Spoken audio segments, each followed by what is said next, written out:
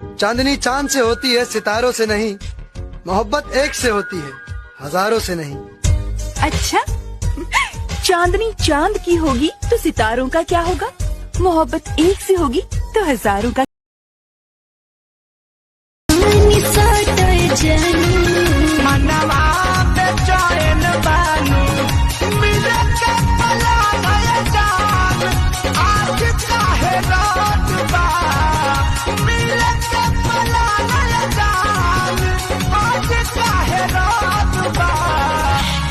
जोपन कैले बारा अभी दर्द कालू जोपन कैले बारा।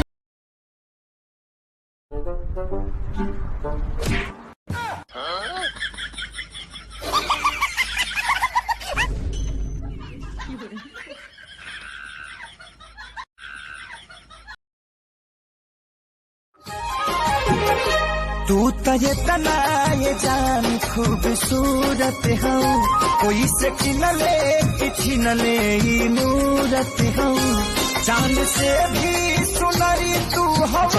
किसी के साथ भी करवा दे, सुहागरात तो राम के साथ ही मनाऊंगी। बेशरम, बेशरम बदतमीज खुदगर्ज होता है, पर प्यार तो ऐसा ही होता है। ज्यादा शौक मत कर। कुछ मत कहना। अरुण, मैं तुम्हारा दर्द नहीं समझ सकती। ये दर्द तो वही समझ सकता है जिसने कभी